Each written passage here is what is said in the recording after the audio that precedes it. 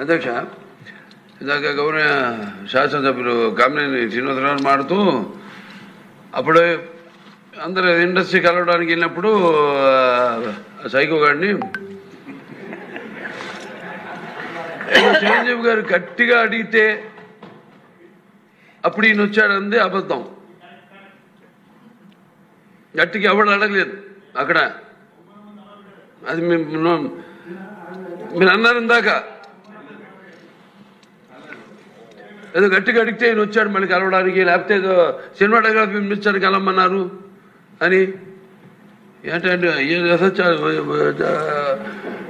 అడిగినా అండి అవి మిగతాన్ని ఓకే, అవమానించడం ఆయన ఓకే, ఏదో ఆయన పెద్ద గట్టిగా చెప్తే ఆయన దిగి వచ్చాడంట కలవడానికి, లేకపోతే సినిమాటోగ్రఫీ మినిస్టర్ కలవమన్నా అంట. మనం కూడా నాకు ఇన్విటేషన్ వచ్చింది ఇక్కడ ఫిల్మ్ డెవలప్మెంట్ ఒక లిస్ట్ తయారు చేయమని. నాది 9వ పేరు వేశారు. అది ఎవరో ఈయన నేను అడిగాను కూడా, దుర్గేష్ గారిని కూడా అడిగాను, గౌరవ సినిమాటోగ్రఫీ మంత్రి కూడా అడిగాను, ఎవడో అడిగేసిందని. The respect a human being, even be opposition or us. 9వ పేరు వేశారు.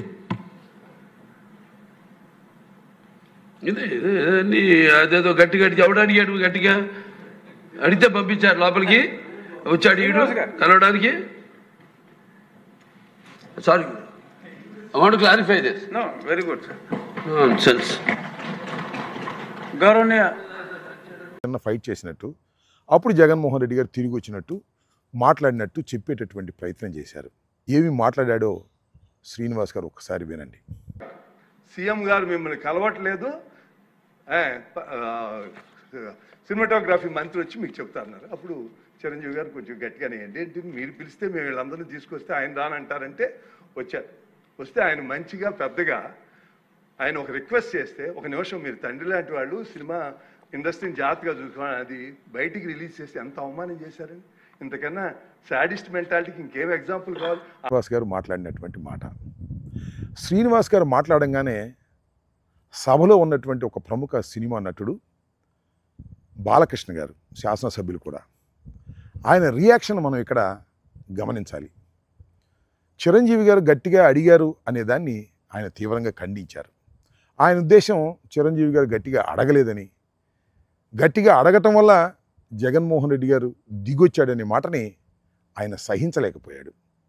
చిరంజీవి గారు గట్టిగా అడిగేటటువంటి స్వభావం లేదు, ఆయన పోరాటం చేసే మనిషి కాదు అనేటువంటి పద్ధతుల్లో ఒక విధంగా కించపరిచే విధంగా మన బాలకృష్ణ గారు మాట్లాడారు. ఒకసారి బాలకృష్ణ గారు ఎలా రియాక్ట్ అయ్యారో చూడండి. ఇందాక గౌరవ శాసనసభ్యులు కామినేని శ్రీనివాసరావు మాడుతూ అప్పుడు అందరూ ఇండస్ట్రీ కలవడానికి వెళ్ళినప్పుడు సైకో గారిని చిరంజీవి గారు గట్టిగా అడిగితే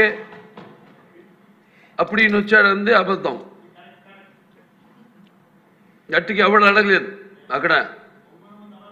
అది మీరు అన్నారు ఇందాక, ఏదో గట్టిగా అడిగితే ఈయన వచ్చాడు మళ్ళీ కలవడానికి, లేకపోతే ఏదో సినిమాటోగ్రఫీ మినిస్టర్ కలవమన్నారు అని. ఏంటంటే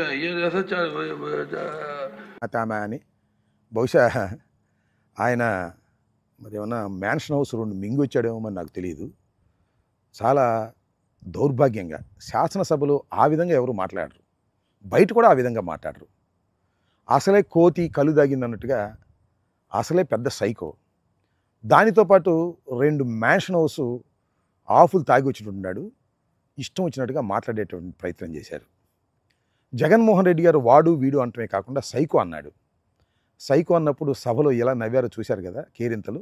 ఇవలో విలువలు లేవు, సభలో గౌరవాలు లేవు, ఇష్టం వచ్చినట్టుగా మాట్లాడేటువంటి ప్రయత్నం చేస్తున్నారు. ముఖ్యంగా బాలకృష్ణ గారు ఆ విధంగా మాట్లాడటం చూస్తే ఒక విధంగా జాలి కూడా ఇస్తుంది. ఎందుకంటే బాలకృష్ణ గారు పెద్ద తెలివిగలవాడు కాదు, అమాయకుడు కూడా, సైకో పేషెంటు. ఈ పేషెంటు సైకో కాకపోతే ఇవాళ చంద్రబాబు నాయుడు స్థానంలో ఆయన ఉండేవాడు. సరే, ఆయనకేదో ఒక శాసనసభ్యత్వాన్ని ఇచ్చి బావగారు గౌరవిస్తున్నాడు, దాంతోనే సంతోషపడుతున్నాడు.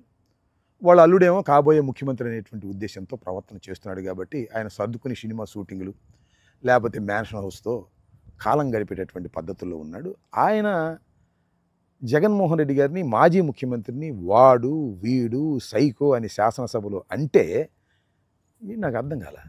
ఎక్కడికి పోతుంది రాష్ట్రం, ఎక్కడ పోతుంది తెలుగుదేశం? అడుగుతా ఉన్న సమాధానం చెప్పాలని కూడా ఈ సందర్భంగా చెప్పదలుచుకున్నాను. ఆ తర్వాత చిరంజీవి గారి రియాక్షన్ నేను ఇప్పుడే చూశా. ఆయన ఎక్కడో విదేశాల్లో షూటింగ్లో ఉన్నట్టున్నారు. ఆయన దానికి తీవ్రమైన ఖండన ఇచ్చారు. నేనే వీళ్ళందరినీ తీసుకెళ్ళి